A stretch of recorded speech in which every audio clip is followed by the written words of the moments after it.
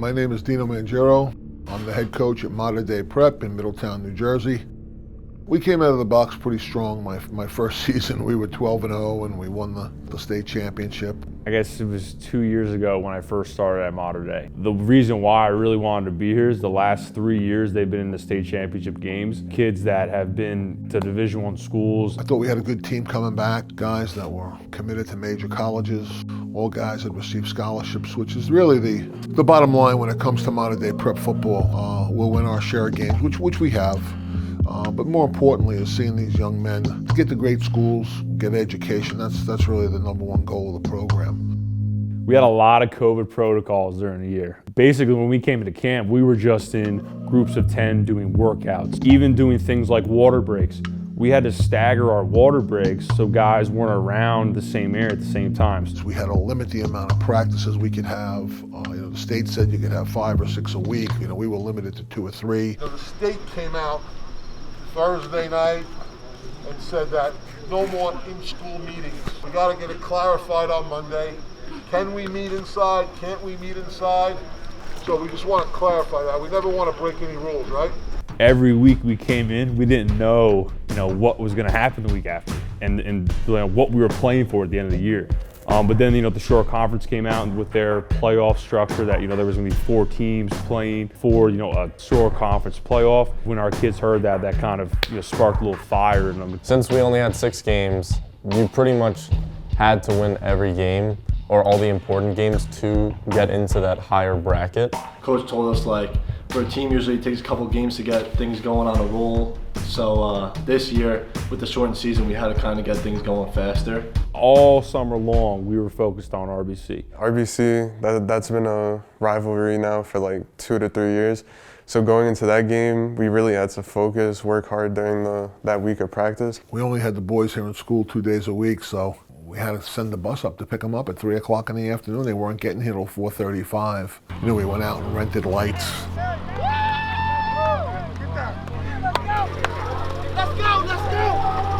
Let's go, line up! Line up right there, Rakim. Hey, on me, ready? On me! Me come right up or cut underneath? Right underneath the tackle. Don't step so far out, right? Because when you think about a trigger, right? You don't take that long to pull a trigger. You keep your hands right there. Ready? Set, go! You wasn't ready for that. You like Wawa cookies? You like cookies and Quick Check? You touch the ball, I'll get you cookies tomorrow. In school. That's it. You should be so excited. Cookies tomorrow. Get the ball carrier. Going into our game, our kids they didn't need no motivation. They played this team 2 years ago and they lost to them 14-10 in the state championship. Even though we beat them a year prior, they still felt that hurt. Tonight I'm feeling mean, I'm feeling mean. Everyone definitely had a chip on their shoulder, so this game meant something. Tonight I'm feeling mean, I'm feeling mean. Usually every year, that's the game, that's the biggest game. When it's a Friday night game, it's Friday Night Lights. Friday Night Lights is the best. You have the whole day just thinking about the game. No matter if you have class or not, you're just thinking about getting ready for the game. This moment is not too big for any of you here. It's not too big for any of you here. And I believe in every single one of you. Let's go.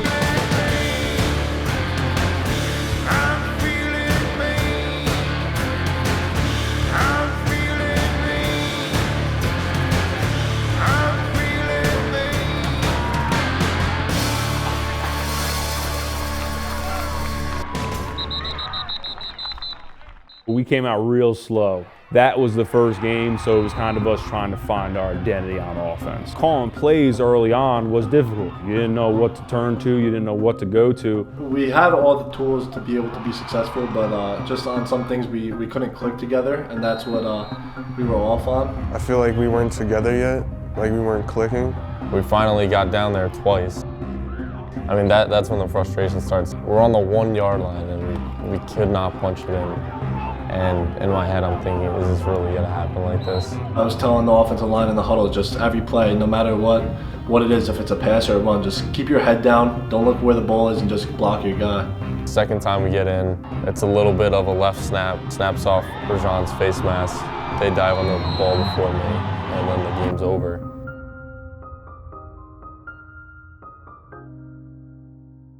You gotta execute, okay? So we'll get back to the drawing board, and we're gonna have a great season. Everyone's gotta buy in. Everyone's gotta buy in. You can't change this. This is history. Get it out of your minds. It'll hurt for a day or two. Monday we come back and we work hard. 6 to 7 weeks of preparation. That was great preparation. Every day we practiced. We met on Zoom. We did a lot of things. The lights turned on, and it was like everything went out the window. Good half hour of freaking perfect reps, perfect hips through the ball, head down on the ball, rocking and rolling. Then it goes live into a game. You know you got a count where it's a 2-1 fastball coming through, and you see guys all of a sudden step in the bucket and open up and forget all the drill work you just did inside. Because it's in a game and you forget because you speed the game up more than what it has to be. Flush it out of your head, right? Because us coaches, we got to do that. We got to get y'all ready for this week. And the week after that, and the week after that. What do you guys have to do? Get yourself for this week, and the week after that, and the week after that. And that's showing up every single day. After we lost the first game, we had our backs to the wall. We had to win the next 5. Now we're going to practices harder. Everyone's hitting harder. No one wants to be out of that #1 playoff bracket. After the RBC game, we knew that every game was a playoff game. Going into Middletown North, I think we were really focused on just getting back on our track. New week, new mentality, okay? Don't play down, play up. Play like you're supposed to play.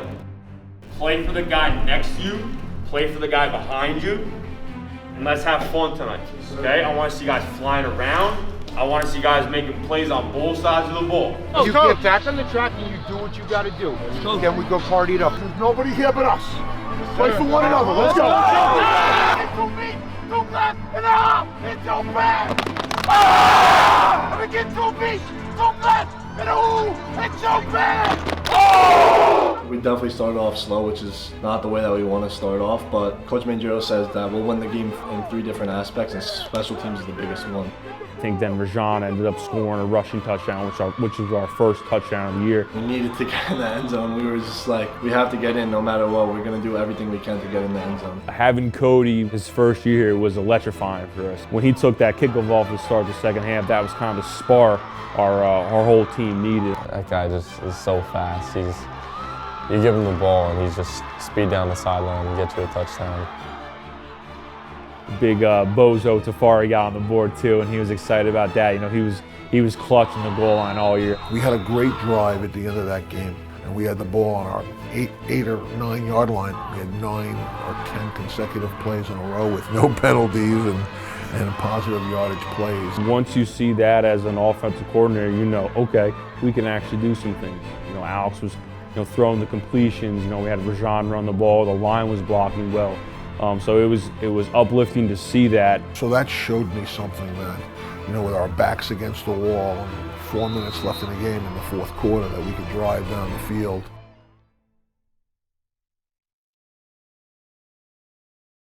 Going into Middletown South, we knew that they're a very prestigious program. They have a great tradition. And the problem with them is they run a triple option. We don't practice it much until the week of the game. You'd be on quarterback. I have quarterback. You'd be on quarterback. If you think the fullback's going to crack through there, then butt him up and come over and tackle. Hunker down and extend out and lock him out. Then we can redirect and shed. Facing the triple option, the biggest thing is everyone has to do their job. One guy can't think about another guy's job. They have to know everyone has your man, and that's it. Oh no, CP tagged you, it's over. You only got 3 yards. That's like 7. Nah, ain't no 7, that's 3. This is the offensive tackle. It was a team that we knew was going to come in. They were going to play us hard. They were going to play us physical. And a lot of our kids, I think, woke up physically that week. Oh, it's kill or be killed right now. I'm going to talk about just do your job. Do your job. Here we go.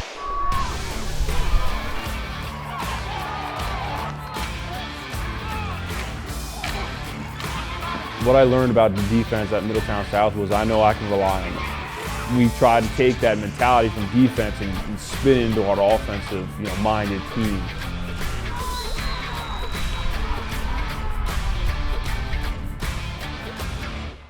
in that A gap where the nose is vacated. Okay? Keep balling, man. Listen, man, they're coming out party. No points. All right? Let's go. No yards. Don't send it to him.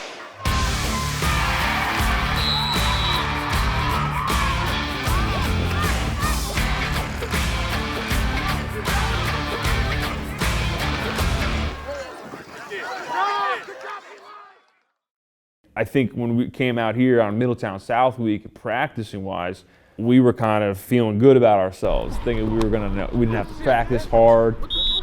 Ash, go to right tackle. Run it You gotta again. get pissed off at somebody Run who's again. not playing Coach, harder. same target, This coach. ain't gonna make it. Same target, coach. I got college coaches calling me about you, and they're gonna watch this film. I'm not just teaching you football. I'm teaching you life. But when you guys do this, I don't even want to be around you. And you know how much that eats at my core, eats at my heart? No one has been like this in this group yet this year. We're playing like a bunch of individuals. We're playing individual football. Fist. 5 is stronger than 1. 5 is stronger than 1. Why do we break out with that every day if we don't believe it? Life isn't going to be easy after high school, man. And, you know, my father always said something to me, you know, and I always thought it was funny. He always said, win the day. Win the day. And I'm like, I'd come over to school and he'd say, Taylor, did you win today? I'm like, what do you mean, Dad? He's like, did you win the day? Did you do everything you possibly could during the day to make sure you win? To make sure that you're better than the guy next to you? I'm trying to instill that in my guys here, okay? If they don't understand that every single day they're in a competition against the guy next to them, they're not going to be set for life. College coaches come to our program, they want to talk to our guys because they know we have a reputation. When guys leave this program, they're going to go out and they're going to make, you know, a name for themselves. Coach Bennett and I had written a book that we've been using since we got here that, you know, talk about character development. The 10 directives are something all the older guys told me that this was something that I would have to learn. It's about life lessons and teaching us how to be men. It's not about just football, it's about like the next 40 years like of your life. Going back to that first year, that championship game, you know, 10 reporters around me after the game. Wow, what a great team you have, what great players you have. And I was like, listen, we won a high school football game. Kids played well. I'm happy for everybody, but let's, you know, keep it in perspective. You know, what's more important is what kind of men these guys turn out to be. I want them to go to great colleges. I want them to go and have careers and be, you know, be great citizens. You know, we have 3 things we talk about around here. Number 1 is character development. Number 2 is academics. And number 3 is work ethic. Putting your head down, whether it's your schoolwork or whether it's out there on the field or it's in the weight room or it's when you're running. You know, we say what you do when no one's watching you is a real important key. You know, how bad do you want to be great? How bad do you want to be a good player? How bad do you want to be a great student?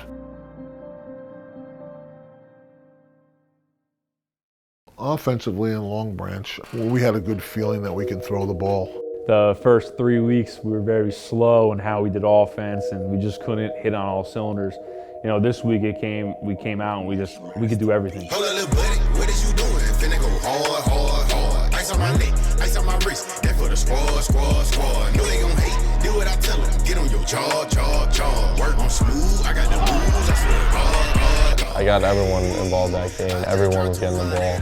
And I feel like that first quarter, we really just like all were together.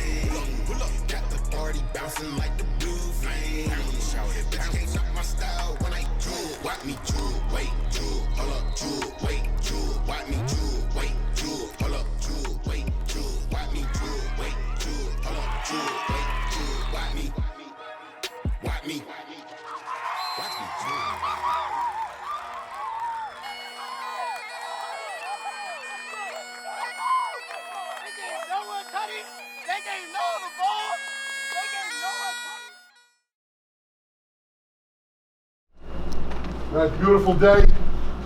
Play a high school football game. Where else would you rather be, right? Right here, this is what we train for our whole lives. To be here this Saturday. That's what this is all about. That's why we're here. Let's focus and concentrate. We're all business from here on out. Just to go through the schedule. Today's senior day. Seniors, okay? Last day on this field. Last game on this field, okay? It's got to mean something to you. every single play like it's your last. For juniors and sophomores, play for those seniors like it's your last play. You gotta play for them today. 3-4 years some of these guys have been here, right? That's a long time. They're gonna be guys behind you in 2 years, giving everything they can for you. So give everything you can for these seniors today. It was crazy to think that the 4 years that I've been here just flashed by in a snap. Going into senior day, like seeing all the families, all the seniors that I've like played with for now like 3 years, it was definitely a cool moment. You know, we put a lot of emphasis around here on our seniors. If you make it through this football program for 4 years, you're not a little boy anymore. You're a young man, because it's not easy. We go year round here. We think of the world of those guys. And that's it, man. Coach said it yesterday. We prepared all week. We had a great week of practice. All we gotta do now is just go out and have fun, play football. It's the type of games you want to be in. These are the type of games you want to be in. We knew this game was coming up 3 weeks prior. This was like the game. Everyone going into it, they had doubts on us. They said no, there's no way they're beating them, there's no way. All the polls said there's no chance that Modern Day wins. I think we were very locked in and focused. I think that was a big difference with going into this game than all the other games. I think we were definitely ready to go out there and play these guys. Going into Rumson, we were really focused. There was a different intensity in the air in our guys. We kind of knew that this was not our Super Bowl, not our championship, but we knew that this was our biggest game of the year. And if we didn't win this game, there was no possible way we were getting into that playoff in the Shore Conference.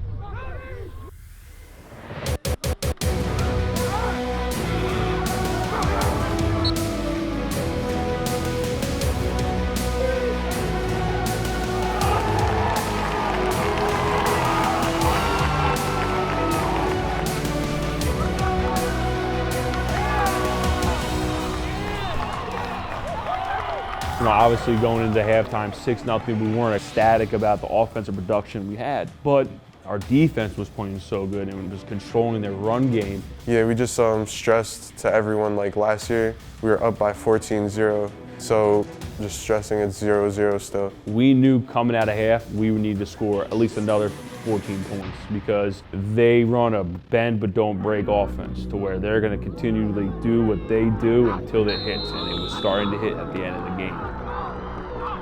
I remember looking at Coach Dino, and then he calls a play for Kyrie. I love this play. This was a play that me and Coach Mangiero put in early on. And then I look at Kyrie, and I already know it's going to be open. Me and Kyrie, every time we're in the summer, we do that play, like literally every time. He does exactly what he's supposed to do. He runs vertically at the safety. He takes 2 steps outside, opens up the hips of the safety, and he cuts inside, and the guy, falls down, and Kyrie makes a great play. I remember as soon as he stuck his foot, I just released it because I already knew he was going to get there. That was a huge play for us.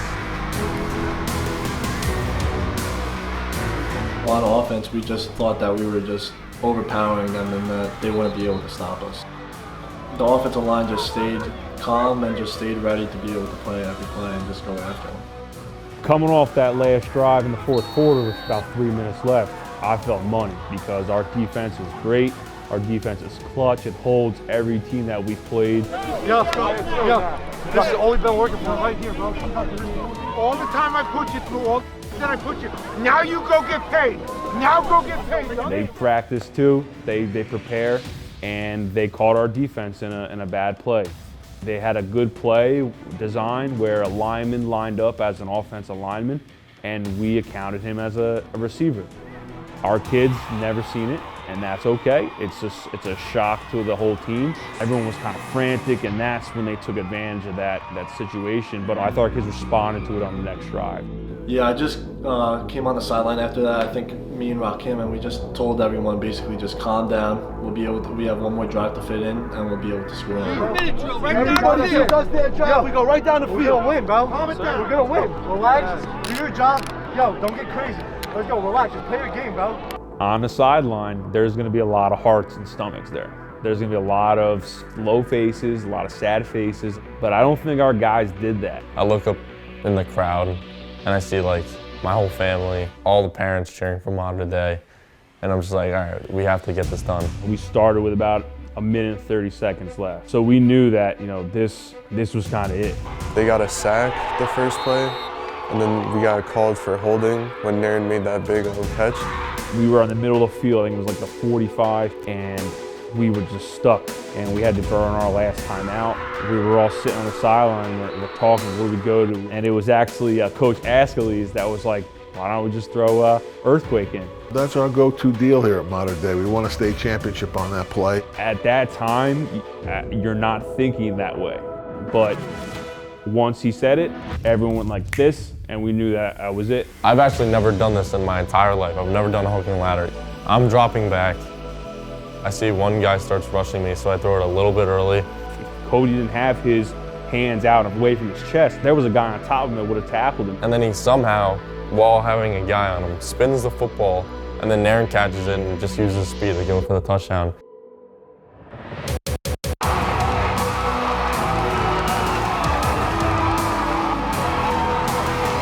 All the linemen were just running down the field, going crazy, ready to celebrate. I remember running down the field, like hugging Dom, and I was like, we did it. Like, it was crazy. As soon as I saw Naren was gone, I went straight to the sideline and started going crazy with my teammates. Out of all my plays in my entire life, that is the greatest play that I've ever been a part of. Honestly, I told everyone, I was like, that's probably the best senior day I could probably have. You know, it was a great community win. If you saw, you know, the smokes going in the stands, people going crazy, cheering loud and everything, it was a cool moment to be a part of. Well, I'll tell you, it was really the first time, I think, all year where we, you know, legitimately really had a good feeling and had some real fun. They got the ball back, 2 or 3 plays on defense, and we shut them down. We needed that, and I think everyone had a good time after that game.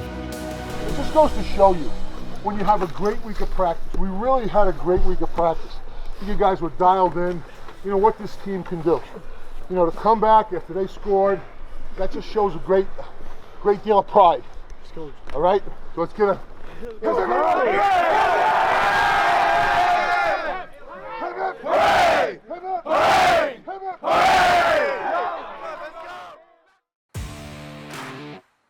That Rumson week, we were just really on key, and just going into the next week, it just held the same way, and we were able to just stay focused. We knew that we had to, you know, refocus our guys into, you know, finishing our goal, which was getting to the 14 playoff. So that's kind of, I think, when we hit our stride as a full team unit. It takes about 4 to 5 weeks for an offense to really hit its stride, you know what I mean? And I think after that Rumson game, we really were on our stride on offense. You know, we were running the ball, we were able to efficiently throw play action passes, do things like that.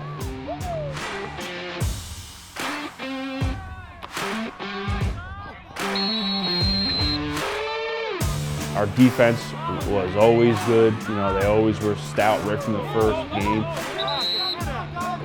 Get in there, defense! Come on, Dominic! Get in there! Get in there like Let's go!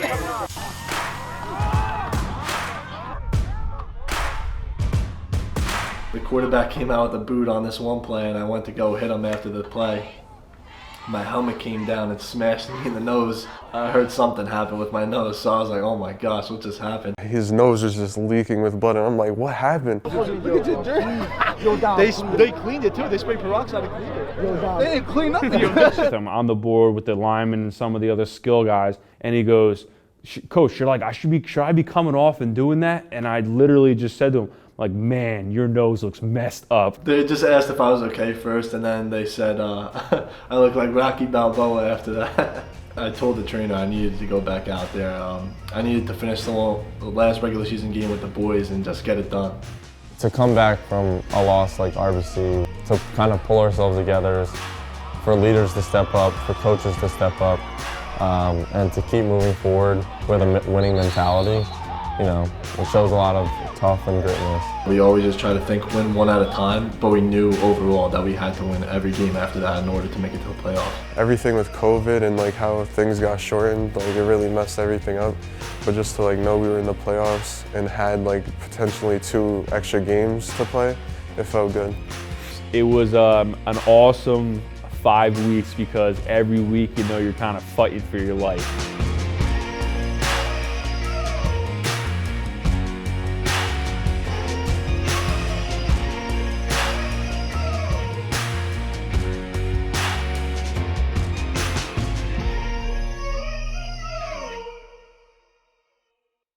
There were different things they wanted to do in the state with the playoff. You know, it came out that we were going to only have the 4-team playoff in the Shore Conference, and you know, we ended up getting at the bottom as the 4 seed. Wall was number 1, we were 4, Donovan was 2, and then RBC was 3.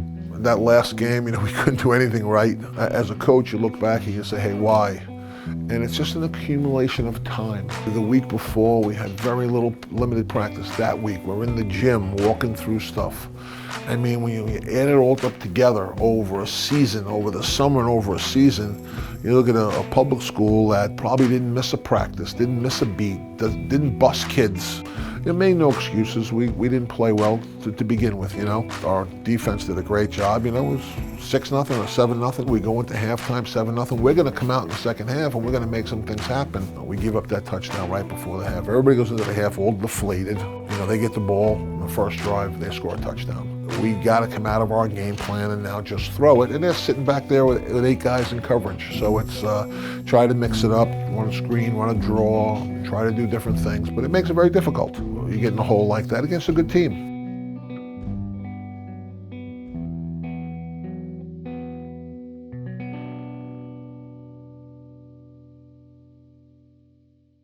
It definitely didn't end the way that we wanted to, but like I said before, I think the greatest teaching of football is adversity, and with COVID there was a lot of stuff that went on this year, a lot of things that people had to do, sacrifices people had to make. After all that, it was just a blessing that we were able to play. I think this year in general just opened everyone's eyes, like things can be taken away.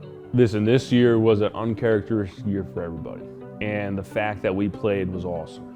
And I thought our kids shined and did everything they were asked of during the whole entire year. And there was nothing more I could ask anything from the seniors, the juniors, to sophomores. Every season I learn a lot. I learned about being a leader. I learned about what it means to be a teammate. What I really learned is that you only get one shot and you gotta make it or break it, and just make sure that you always make it. Coach Mangiro's and all the coaches' energy that they bring every day playing for these guys, they really treat you like you're one of their own, and they're not just here to win championships. Coach Mandrill always tells us that we're not just here to win championships, we're here to build relationships and be able to learn. Our guys shined in a year where it was hard to shine. You know what I mean? There was a lot of things that they were fighting against in school, going virtual, trying to get here on days that, you know, it wasn't virtual. So as a coach, I'm proud of a lot of our guys and how they handled those situations. I thought our kids really did a good job in the circumstances that they had. Everybody equally did their job, and we achieved a lot of goals as a team.